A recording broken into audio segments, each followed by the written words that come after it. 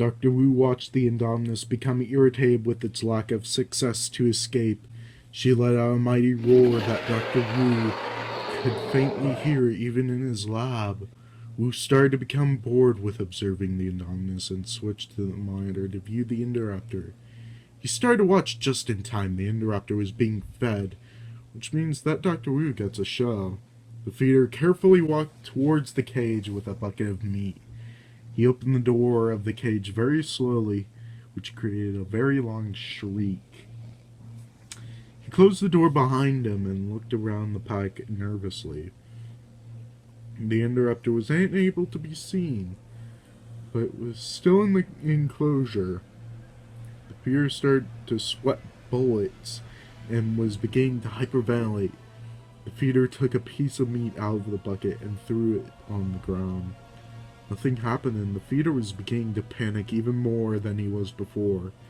He threw another piece of meat and again nothing happened. He took out the final massive piece of meat and dropped it on the ground a couple of feet away from him. He backed towards the door of the cage cautiously, reached his hand for the door and grasped onto the cool metal bar. He turned around to unlock the door and heard the distinct hissing of the Indoraptor. He rolled around only to look into the orangish-yellow eyes of the Indoraptor. They stared at each other for a couple of minutes. The feeder frantically tried to open the door, but the Indoraptor dug his claws into the man's sides and bit down onto his shoulder. The man shrieked in pain as the Indoraptor slowly dragged him back to the back of his cage out of the view of the monitor. Dr. Wu could still hear the man screaming when it abruptly stopped after a loud snapping sound. Wu heard the Indoraptor gorge himself onto the man's body through every swallow, crunch, and tear. Wu turned off the security footage and told Eli what happened. Eli told Wu not to worry because every employee signed a contract that permitted anyone from reporting an incident to court. Eli called the family, just telling them that the man died in an accident and paid them to keep the information confidential. Chapter 9. The Fallen Kingdom. Dr. Wu was working non-stop because Eli made his promise and brought multiple dinosaurs back from the island, including the Velociraptor that he so desperately needed to make the Indoraptor perfect. He watched the men that Eli hired put the dinosaurs into the formerly empty cages. He saw Eli and one of the mercenaries talking to Owen and Claire, who were put into a cage right next to a Stygimoloch.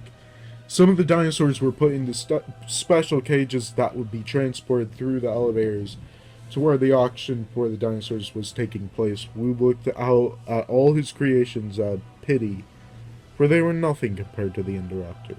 He resumed back to his work, for there was no time for rest tonight. Hours later, he was sitting in his chair at the front of the auction, watching all the buyers come in after everyone was seated. Eli Mills made his way to the microphone on the stand and greeted everyone. He looked at Wu and gave him a nod, and Wu nodded back. He stepped out of the way for Gunnar Eversole. He introduces the first dinosaur, which was an ankylosaur. All the buyers watched the animal bash against its cage, and a couple of people began to bid on the ankylosaurus. The bidding stopped at $10 million, and the ankylosaurus was wheeled away back into the elevator. The next dinosaur was a juvenile Allosaurus, which roared at Gunnar Eversole. He sold dinosaur after dinosaur, and the time that Wu had been waiting for had arrived. Gunnar Eversole told the buyers, "Now, ladies and gentlemen, since we are halfway through the evening, we would like to offer a special treat to our discriminating buyers.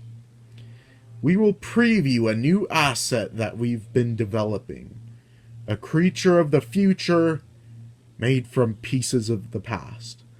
Ladies and gentlemen, please be warned.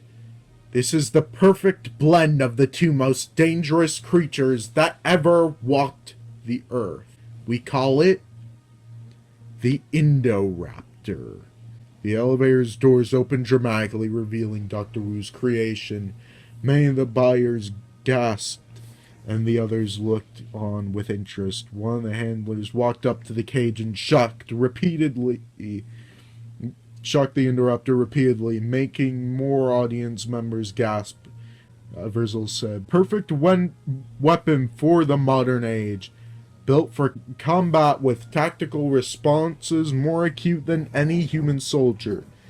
The Indoraptor lunged at the handlers, only to be stopped by the metal bars of the cage. Gunner announced, "Designed by Mr. Henry Wu. Biospecs include hypersensitive sense of smell and trained to respond to a pulse-coded laser targeting system, enabling it to isolate and track prey in complex environments."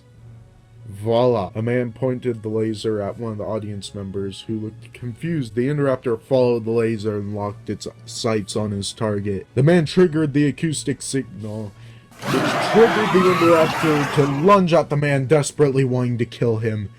The people around the man jumped back as the Indoraptor reached for the man. Gunner told everyone that it was still undergoing tests, but was interrupted by a man who exclaimed, "20 millions!" Gunner explained that it was a prototype that wasn't for sale, but people began to bid left and right. Eli nodded his head to Gunner, allowing him to accept the bids. Dr. Wu was furious with this decision. He walked up to Mills, silently arguing about this decision. He was unable to convince Eli and returned back to his seat, frustrated. The elevator's doors opened, and a Stygimoloch emerged from the elevator, uncaged. One of the mercenaries approached the dinosaur and aggravated it. This led the Stygimoloch to ramming into all the buyers. Unfortunately, Dr. Wu was escorted out of the room. On his way out, he saw Owen Grady running over to pull the lever to remove the Indoraptor from the room. Dr. Wu knew at this point they would have to evacuate the lab. Chapter 10. The Untamable Thief is Unchained. The Indoraptor sat in the cage and watched the Stygimoloch and the remaining buyers run out of the room. A man came back into the room shouting, "Mills! Mills, where are you? I want my bonus!" The Indoraptor started to lunge at Wheatley, biting onto the bars of the cage, only to shake its head and growl in frustration. Wheatley exclaimed, "Holy cow! What are you?" Continued to slowly walk towards the cage that housed the Indoraptor, saying, "I didn't see you on the island." The Indoraptor slammed its tail against the cage, making multiple calls. Wheatley slowly took out his tranquilizer, which irritated the Indoraptor. Wheatley aimed his gun at the Indoraptor, who was outstretching his arms, desperately trying to grab, slash, and kill Wheatley.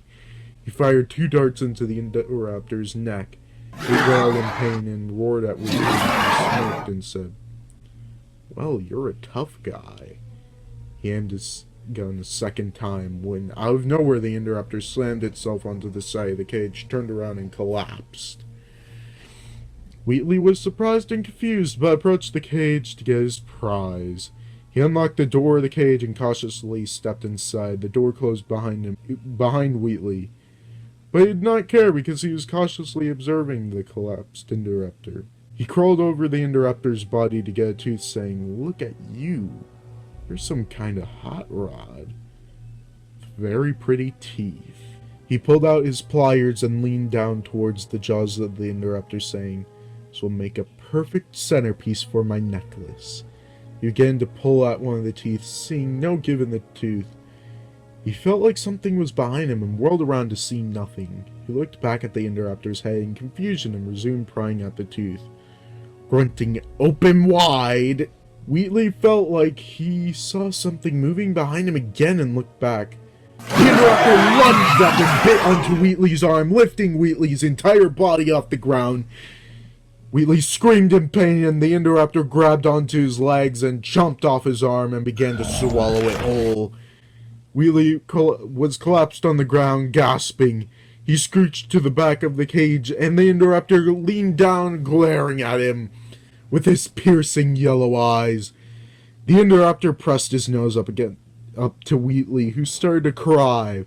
The Indoraptor roared at Wheatley, forcing his hat to fly away. He slashed at Wheatley, making him roll over, and began to bite, slash, and maul Wheatley. The Indoraptor had Wheatley's entire stomach in his mouth when a woman screamed at the terror. The Indoraptor dropped Wheatley and roared at the woman. He pushed open the cage and started to charge towards the woman. The doors of the elevator prevented him from slaughtering all the people inside the elevator. He turned away and grunted in frustration, whipping his tail against the wall, hitting the keypad. This forced the elevator doors to open, and the Indoraptor smelled the people and turned around, charged into the elevator, and killed every single person in the elevator in the most brutal way possible. He roared triumphantly and responded by an roar. He whipped his head around out of curiosity, hitting the elevator door controls. The doors closed and the Indoraptor slammed his body against the doors and was trying to escape. The doors opened and he called out again. The same roar responded to his call, and he walked around the basement of the Lockwood estate, looking for the source of the roar.